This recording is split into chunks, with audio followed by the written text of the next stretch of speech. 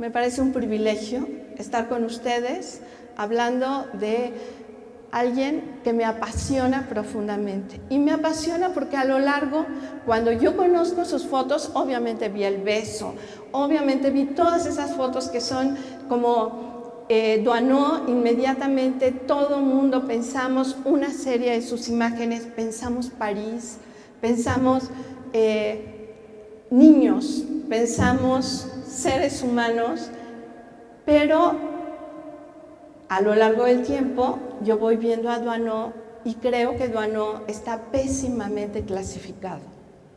Doisneau se considera un fotógrafo documentalista que nos pone en contacto con París y lo comparan con Atget, otro profundo enamorado de París.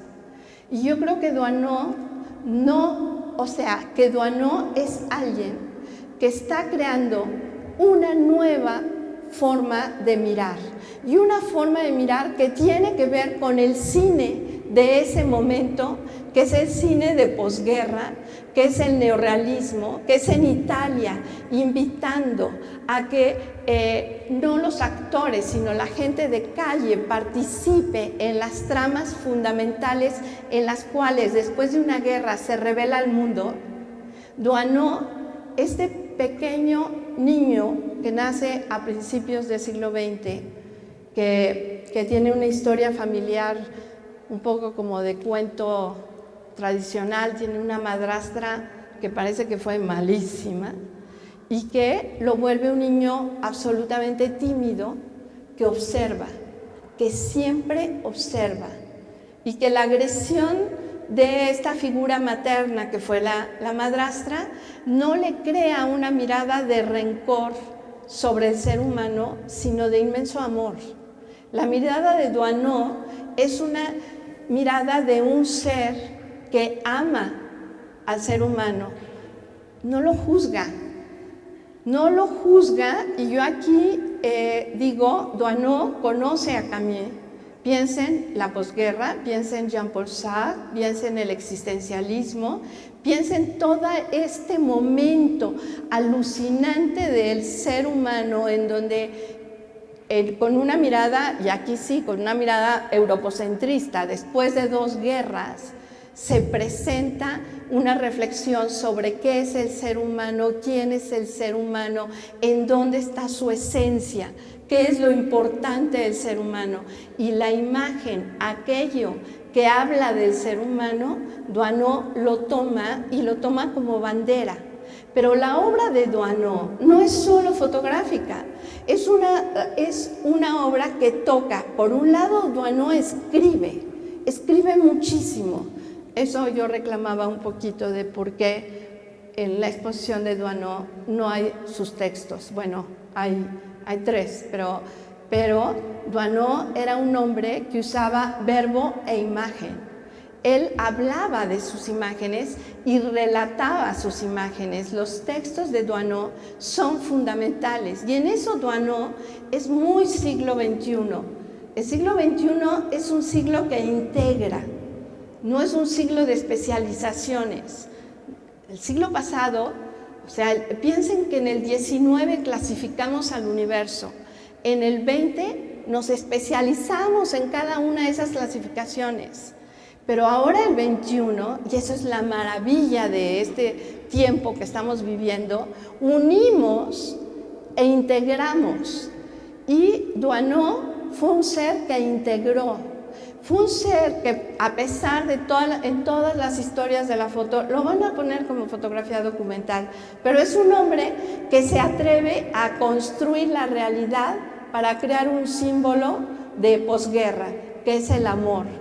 Se atreve a hacer una puesta en escena y no es espontáneo. El beso es algo que él planea, coloca a un hombre, a una mujer, y saca esta foto que se vuelve la foto, que es un símbolo después de la debacle, después de la catástrofe. Ahí Doisneau no es este documentalista suavecito, soft. Doisneau está construyendo un mundo, y construyéndolo y transformándolo. Eso Doisneau creo que ha sido visto, porque Doisneau tiene esto, es muy accesible. Sus fotos a todo el mundo nos gustan. Y nos quedamos en una primera mirada de Doisneau y no nos damos cuenta de lo que intelectualmente significó esa mirada en su momento. Doisneau hace collage en su tiempo también, cosa que piensen que pasaron los surrealistas. En el tiempo del surrealismo había muchísimo collage. Bueno, él en los 70s empieza a desquebrajar imágenes y a hacer un tipo de collage que es muy contemporáneo. Entonces, Doisneau es alguien que, si lo sabemos mirar, ¿cuántos de los que estamos aquí han visto la exposición? Una minoría. ¿Tienen los demás? Prométanme que van a ver la exposición. Es más, a mí me dijeron, Patricia, ¿vas a hacer proyecciones? Y yo dije, no, pues seguro todo el mundo vio la exposición. Entonces yo quiero, si es una conversación, platicar un poco sobre lo que yo voy a dejar ahorita sobre la plancha, mi postura, y que ustedes me digan cómo ven ustedes a Doisneau, ¿no? Pero bueno, los que no la han visto, que sí son la mayoría, de verdad, vayan a ver a Doisneau y busquen miradas. Por un lado, en el texto de Fabienne me impresionó mucho que Fabienne dice que no es un esteta. Y yo creo que no lo considera un esteta porque piensen que acaba de pasar la nueva objetividad. Esta búsqueda de la forma, este momento fotográfico en que hay una cosa antipictorialista, nada pictorialista, en donde el objeto, la forma se vuelve la expresión. ¿Y qué pasa con Doisneau? Es alguien que se dedica a fotografiar al mundo, pero realmente sí creo, desde luego, París es un personaje, pero más que París es el ser humano. Y muchísimas de sus fotos, trasládenlas ustedes a, no sé, a otra raza, a otra circunstancia, y al final lo que están tocando es la esencia del ser humano. Doisneau es un libro para aprender sobre sentimientos. Es un libro para penetrar en vínculos humanos. Es un vínculo para sorprendernos de la maravilla de lo que somos. Entonces, Doisneau tiene casi una postura filosófica en esta ausencia de juicio brutal, en este amor inmenso, en esta fascinación. Hay miradas de perversión, las van a ver ustedes en la exposición. Hay miradas en donde hay seres humanos que son freaks, que si Diane Arbus los hubiera tomado, nosotros diríamos, miren, esta foto de Diane, en donde este ser es un ser distinto a todos, con una carga de apartheid por ser un freak. Y lo que hace Doisneau es, nos los presenta, pero nos lo presenta con una mirada en donde lo que está tocando es al ser humano que hay dentro de aquello que es grotesco, o que puede ser cómico, o que puede ser malvado o perverso. Entonces, la mirada de Doisneau, y ahí, si ustedes piensan en Camus y piensan cómo Camus en todos sus libros juzgó al hombre. ¿Qué pasa con el último libro de Camus? En su libro en donde él habla del primer hombre, y él, después de una vida en donde para él la figura del padre le importaba un bledo, porque él creció con su madre, a su padre no lo conoció y bueno, era su padre, pero él no vivió al padre.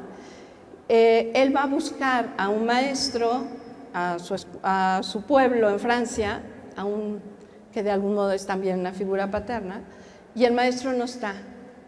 Y después de que el maestro no está, él tiene la conciencia de que está en el pueblo en el que su padre está enterrado. Y entonces recuerda que dice, yo a mi madre le prometí visitar la tumba de mi padre. Y Camus va a visitar el cementerio, Y al ver el cementerio encuentra la tumba del padre, que no lo mueve mayor nada. Y al irse yendo, con esta mirada de escritor, con este sentimiento y este pensamiento de un ser, se da cuenta que en la lápida de su padre acaba de leer que su padre muere a los 29 años. Y Camus en ese momento tiene 41 años. Y en ese momento le entra una ternura inmensa, inmensa, por este ser que se fue buscando una nueva vida, se fue a otro país, encontró el amor, encontró una mujer, formó una familia, y luego esa tierra que había abandonado lo regresa a Francia y muere peleando una guerra que le importaba un bledo y se queda en la tierra en la que sale buscando su sueño. Y Camus escribe el libro más humano que escribe, un libro lleno de amor hacia el ser humano. Doisneau, la mirada de Doisneau es una mirada de amor, no por eso deja de ser una mirada muchas veces dura, muchas veces casi cruelmente objetiva. Pero si ustedes ven, y eso me gusta muchísimo de cómo está planteada la exposición en Bellas Artes, ven su primera imagen. Su primera imagen toca la nueva objetividad alemana. Su primera imagen son estos adoquines para París y saca en 1929 esta imagen cuando él tiene 17 años. Saca esta imagen que está tocando, piensen ustedes, las copas de Tina Modotti, los pimientos de Weston, o sea, esa forma que expresa, es la forma como el elemento de expresión fundamental. Esas fotos nos llevan a ese momento de Doisneau. Entonces no es que no conociese una nueva objetividad y fuese un documentalista que no ha tenido una trayectoria en la búsqueda de la forma. Después de esa hay 3 imágenes, que por cierto son vintage y son extraordinarias, en donde está su mujer, su esposa, que se ve el cuerpo de la mujer bellísimo entre 2 rocas, y son casi abstractas, totalmente diferentes a la fotografía con la que ubicamos a Doisneau. A lo que voy con esto es, Doisneau sabía perfectamente dominar su estética y su mirada.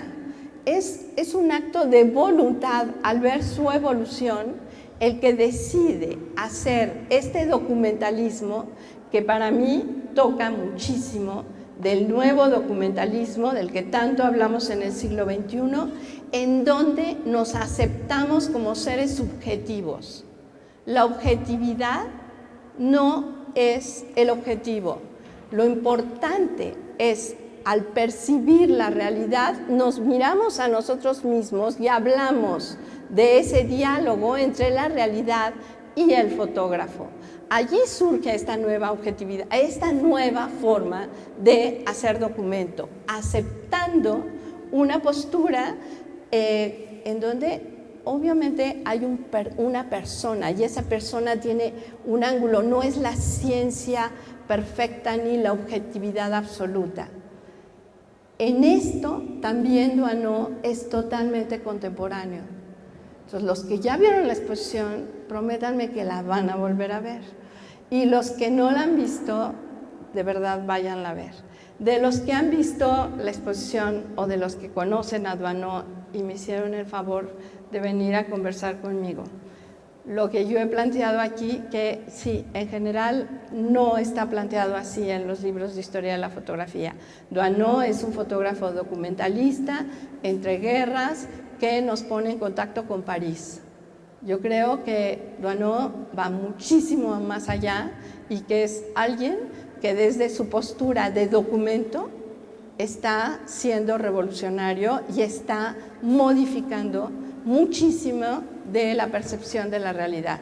Piensen que muchas de las fotos que están expuestas aquí, las fotos de los 50.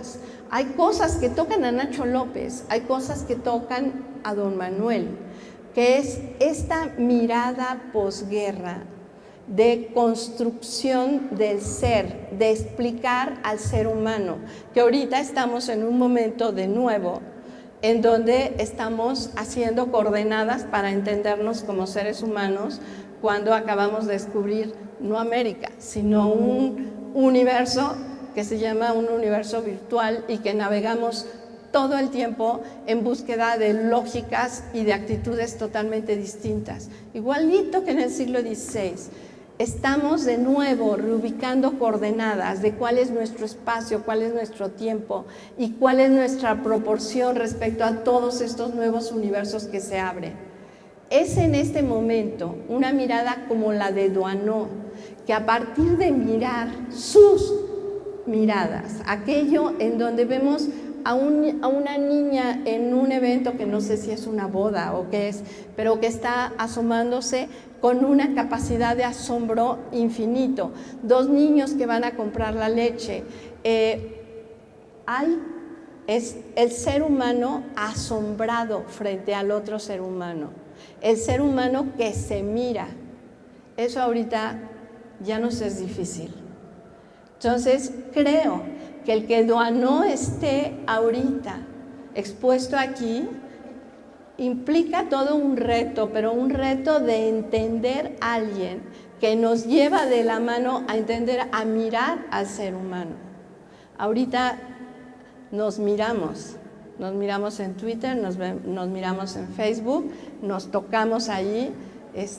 Yo a René, que no lo había visto, yo creo que en 20 años fácil, en Facebook, cada vez que me pone like me siento realizada, porque una mirada de un artista le pone like a algo que yo seleccioné y lo toco, entonces es real, ¿no? O sea, hay una verdad en este otro mundo que esta otra forma de contactarnos, pero estas miradas que Doisneau revela, no tenemos que olvidarnos de saber descubrirla en los que nos circundan, en los que están a nuestro alrededor.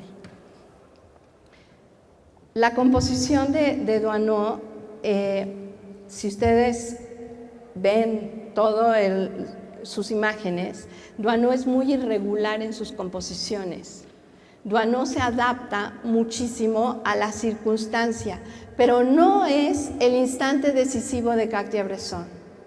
No es la instantaneidad en el sentido de sintetizar al mundo. Cartier-Bresson, piensen este instante decisivo del que hablaba Cartier-Bresson, ¿qué significaba? En una foto veíamos la síntesis del entorno, entendíamos lo que allí sucedía, el momento de guerra, el momento de amor, el momento de desencuentro, el momento, veíamos, era la síntesis. ¿Qué sucede en la imagen del mundo contemporáneo? Piensen en las imágenes de guerra de Afganistán o en las imágenes de guerra de la guerra del Golfo, en donde lo que hacen, no vemos la acción de guerra, como la vimos con Fenton, como la vimos con todos los fotógrafos de guerra del siglo pasado. La imagen nos saca hacia afuera, es explosiva, no es implosiva, y nos lleva a imaginarnos el entorno y lo que sucede. No es que una sea mejor que otra, son dos formas de mirar totalmente diferentes. La que sintetiza la realidad y la que dinamiza la realidad hacia afuera de la imagen contenida en ese marco, que es mucho más, digamos, la fotografía documental contemporánea, que ya tiene una carga altamente, por un lado, cinematográfica y también musical, en muchísimos sentidos. Doisneau tiene esas características del nuevo documentalismo. Entonces, Doisneau no es solo este hacedor de imágenes dulces, suaves, fácilmente entendibles, que la mayor parte de gente percibe en Doisneau. Doisneau es un ser de muchas profundidades y Doisneau es capaz de penetrar universos y plantear preguntas sobre lo que es ser humano, como muchos otros fotógrafos jamás pudieron hacerlo a pesar de lo excelso de sus imágenes. Doisneau es un enigma en este sentido, no es un ser fácil de mirar, a pesar de que creo que es de los fotógrafos que ha sido más visto, más reproducido, pero menos entendido en la profundidad de su hacer. Indiscutiblemente es un tiempo, el tiempo de, pues es el siglo pasado, o sea, empieza y él muere en 94, entonces de algún modo es un hombre que transcurre todo un siglo, que es un siglo en donde la fotografía fructifica de un modo tan radical que era lo que yo planteé al principio. Nos construye como seres humanos y nos construye como seres contemporáneos. La mayor parte de nuestras referencias sobre la otredad es vía la imagen. Lo que yo he tratado es como de mirar a Doisneau como desde otro lugar. No es solo el fotógrafo documentalista de posguerra, sino para mí es alguien que hace un documentalismo que en su momento es bastante revolucionario, puesto Cartier-Bresson nunca iba a ser una puesta en escena, iba contra su principio de ética y objetividad. Y Doisneau se atreve a hacer una puesta en escena para construir un símbolo. Sí. Entonces, en ese sentido, es un hombre que transforma muchas cosas de cómo se miraba la foto. La fotografía documental, digamos, hasta los 50, cuando aparece la televisión, pues de algún modo es la fotografía que nos pone en contacto con la verdad o la objetividad de aquello que sucede que no podemos mirar y lo vemos vía la mirada del fotógrafo. ¿Qué sucede a partir de la llegada de la televisión? Que bueno, llega primero la televisión que la foto y entonces la fotografía se transforma, la fotografía documental se transforma a esta calidad de ensayo fotográfico, esta calidad literaria en donde tomamos las imágenes como un texto y construimos una historia, como Walker Evans cuando hace Un médico rural, por ejemplo. Life trayendo a todos estos fotógrafos que nos ponen en contacto con ensayos. Entonces se transforma el concepto de documentalismo. Lo increíble es que Doisneau, antes de esa transformación, él ya se había ubicado en un lugar en donde miraba el documental. No le importaba la objetividad, le importaba la verdad personal. La imagen tenía que reflejar aquella verdad personal. Entonces, no es que de ningún modo yo piense que los otros son... No, es un siglo, yo creo que el siglo pasado es un siglo fascinante y en fotografía la evolución de principios de siglo a finales del siglo es brutal y lo que estamos viviendo ahorita es maravilloso. Pero lo que sí quiero es como clavarles a todos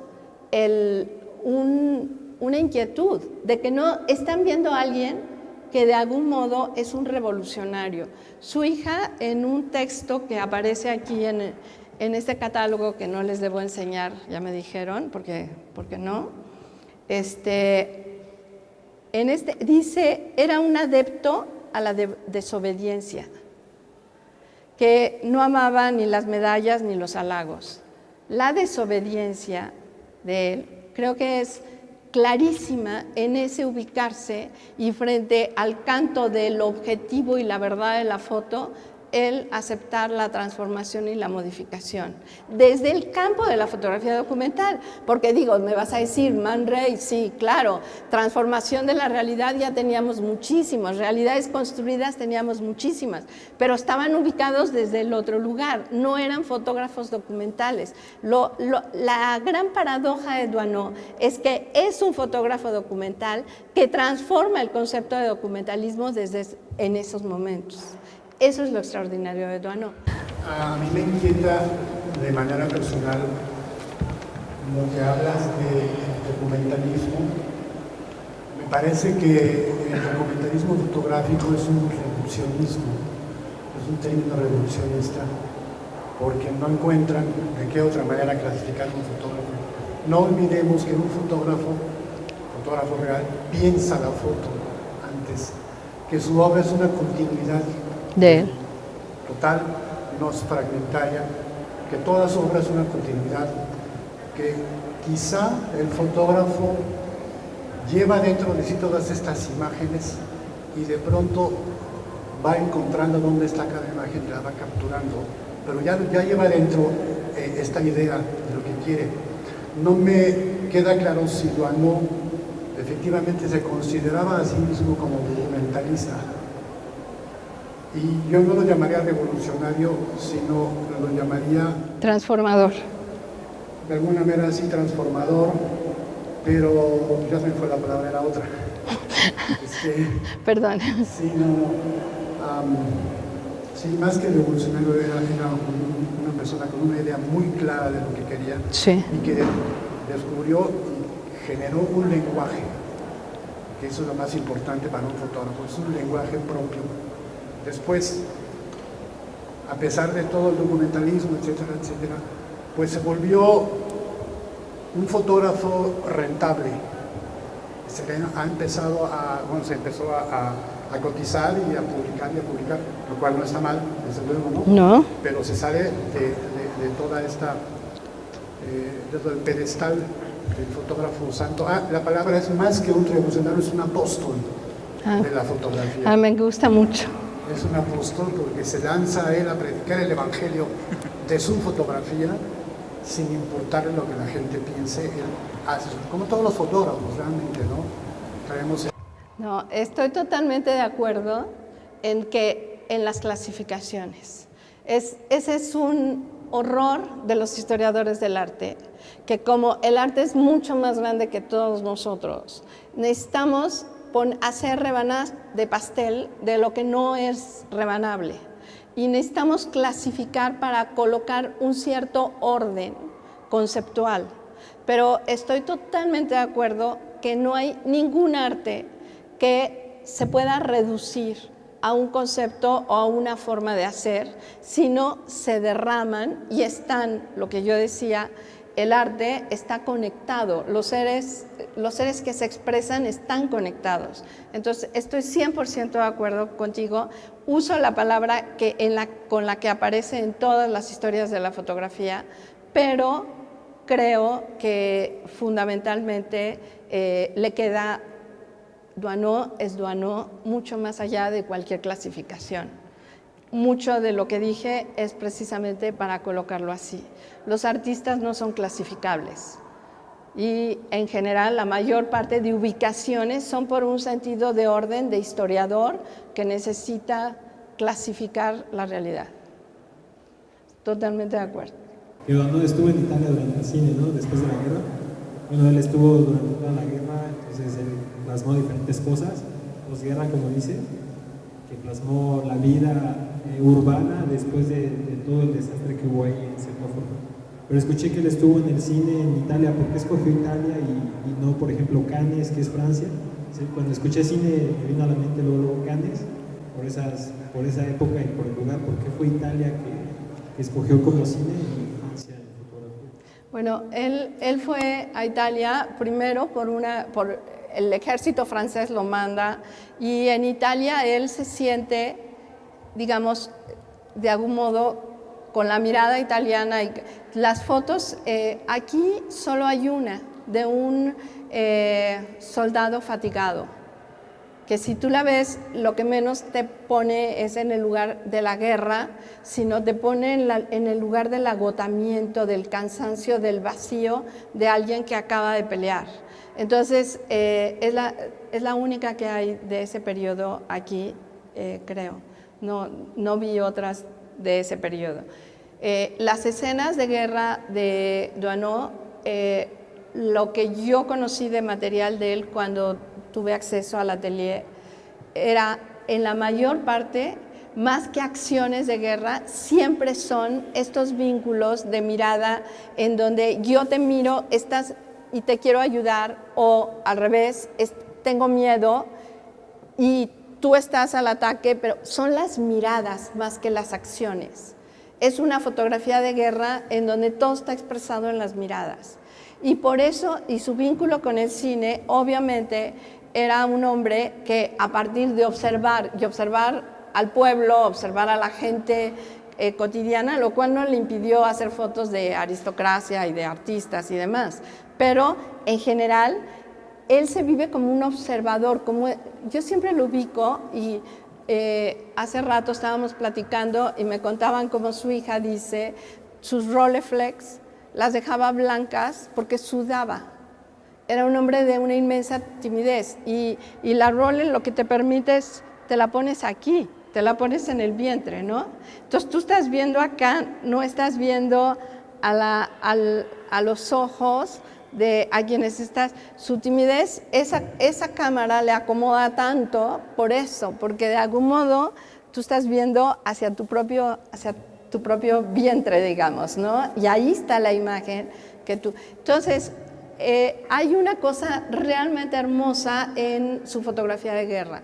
Y su fotografía de guerra es donde ves, además, todos son hombres, porque de la fotografía de guerra solo yo conozco. Yo no conozco toda la fotografía de Doisneau, porque como te digo, yo a él no tuve la oportunidad de conocerlo, pero sí estuve en su atelier y sí estuve revisando y me permitieron ver no solo contactos, sino revisé tiras de negativos, porque es una de las exposiciones que yo soñé hacer en el Centro de la Imagen y no la hice, entonces la trabajé mucho tiempo y su fotografía de guerra es una fotografía de miradas de agotamiento, de odio, de cansancio, pero es impresionante el juego de mirada que después, si tú piensas en el cine neorrealista, piensas en Ladrón de bicicletas, piensas, digamos, en Roma Ciudad Abierta, en todo esto en donde la mirada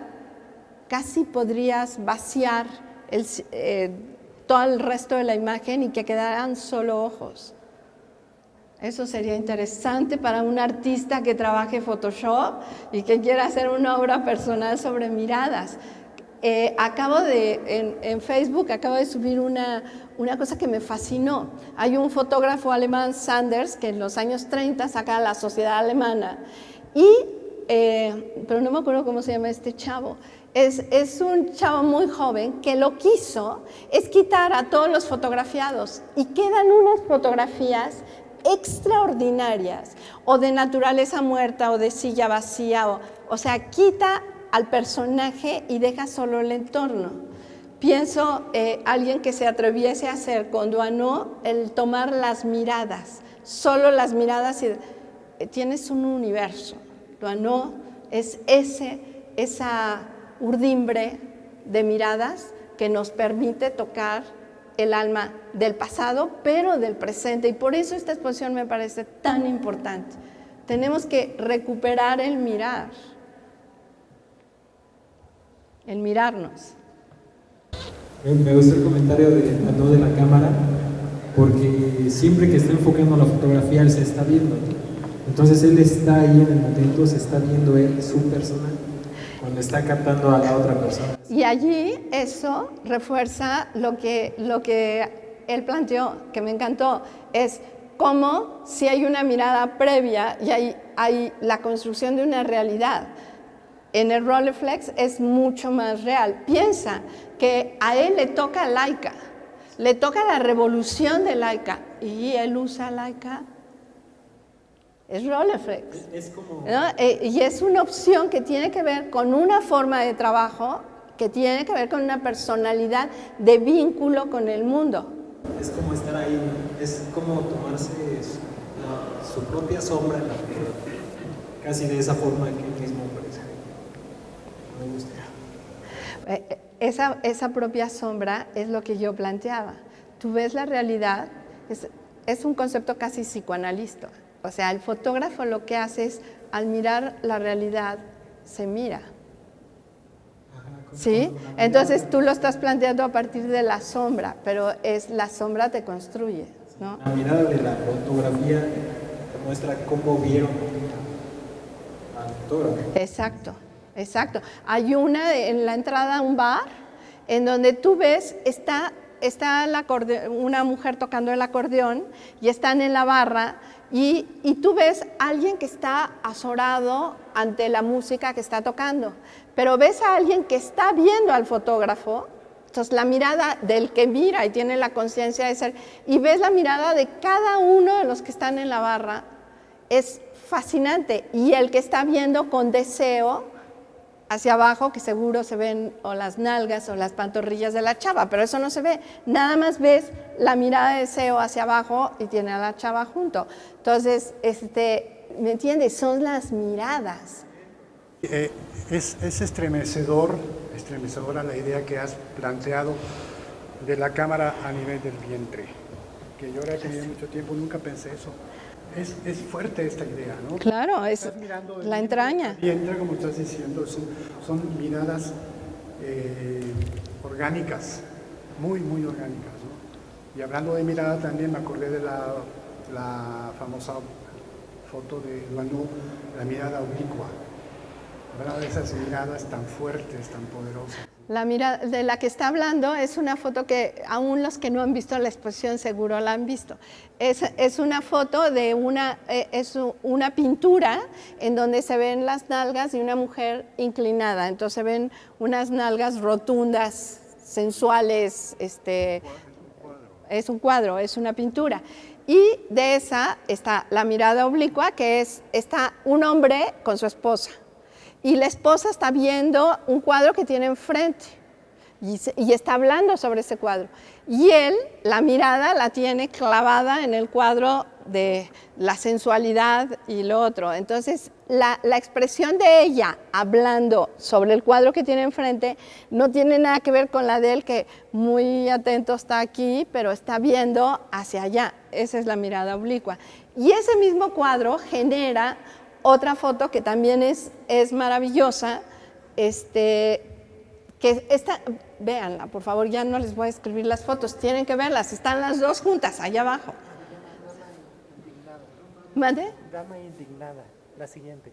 Sí, la dama indignada es una mujer viendo la foto de este derrier voluminoso y maravilloso, con cara de que se le están saliendo los ojos de esto, no puede ser.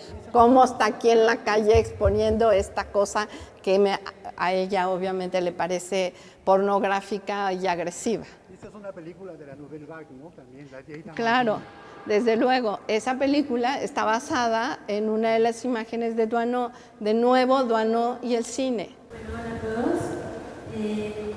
Bueno, yo creo que este fotógrafo se debe de sentir, porque como usted bien decía, sus miradas son lo que va a decir todo este fotógrafo. Para mí, personalmente, todas las fotografías que vi eran diferentes, porque creo yo que él se concentraba mucho en tomarle la fotografía a las personas.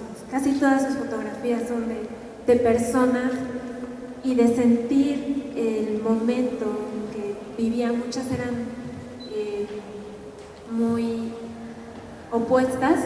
Recuerdo una que se llamaba, me parece, La Fiesta, que eran 3 individuos en una fiesta, pero todos apáticos. Entonces creo que eso es el verdadero sentido de este fotógrafo, que él quería captar las emociones de todo tipo, y me gustó mucho que, bueno, personalmente a mí me hizo sentir esa pasión que usted tiene por el fotógrafo, me la transmitió, y pues nada más le quiero agradecer.